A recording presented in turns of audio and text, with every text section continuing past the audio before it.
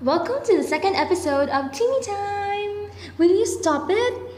Fine. So let's start from the top.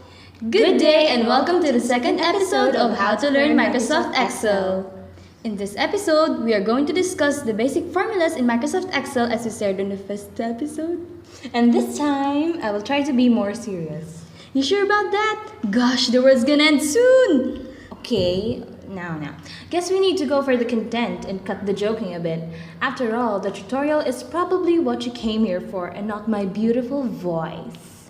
Is this your new definition of serious? I'll pretend I didn't hear that and just proceed to doing what we had originally planned to do.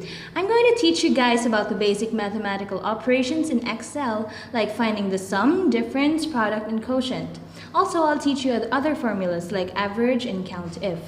Normally, I'll ask where my friend went, for she was replaced by a normal person, but yeah, let's start this thing already. First, let's go to the basic operations, and as you can see, we already opened the MS Excel app, and we already have data beforehand. Well, of course, what's the use of the formula for getting the sum if you don't have the add-ins? Use your head even just this once. Oh, shut it. Do you want tape in your mouth?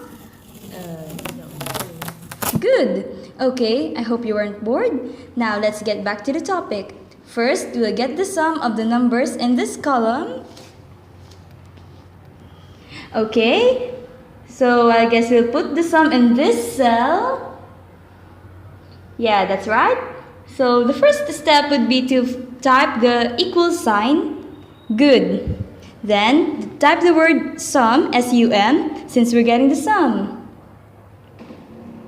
Duh, try typing the difference there. Of course it should be sum. You have to keep stating the obvious. Oh, I'm very much willing to use tape, my friend. Fine, I'll shut up. If you only gave me more lines, then I wouldn't resort to interrupting you. Oh, ignore that, girl. Just keep at it. Okay, the next part is gonna get a little tricky as it depends on you actually. You can type the range in the formula bar like this.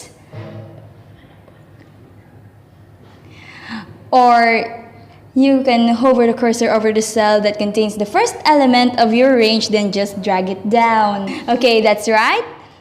Now then, press enter, you'll get your sum. Why are you even making their lives harder? They can just take the shortcut. Here, give me that.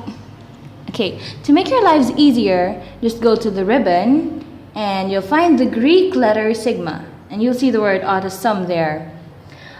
It will automatically select the elements above it, so just press enter. Okay? And then there you have it, folks. Yeah, that's just about it. As for your difference, it's just the same thing as the first one I taught in this episode. Just type the word. The same goes for your product and quotient. This is a little too boring. No one will watch this. Definitely someone would. Even the worst videos on YouTube do get views. Whatever. Let's just go teach him about count if. Here, you'll see words instead of numbers.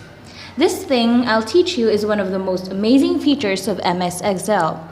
It can get really handy when you're dealing with survey results. Let's say you're trying to determine just how many girls are involved in this data that you have, but you're too lazy to count. Hey, we're not going to teach people to be carbon copies of you. My goodness, I'll restate that. For example, you're to count the females, but there are too many people in the data you have. You can go count it yourself, but the accuracy wouldn't be 100%. This is where count if comes in handy. Exactly. So we'll do almost the same thing with the basic operations, but this is a little bit different. Type the equal sign to be followed by the word count if. Well, lowercase, uppercase, it doesn't really matter. You'll have to specify the range, but the thing here is that you have to fill up the criteria. That's right. In this situation, you are supposed to count how many females there are. So just type down a semicolon after the range, then up in quotation marks. Type down female, F-E-M-A-L-E, yes, that's the word. Then close it with a quotation mark and a parenthesis. There you go, hit enter. Piece of cake, right? Now I'll teach you something easier. Let's use the same data, but this time we'll try to get the average. Let's say you want to put it here. So type an equal sign again and the word average. Like I said, lowercase, uppercase, doesn't matter. Type down the range and hit enter. There, easy, right? So I guess we'll have to end it with that. So don't be shy to give us a thumbs up below. You can also subscribe to our channel, LolG, in case you're in for watching more tutorials. Again, we have to go now, so I'll be waving my hand even though you don't actually see it. Sayonara.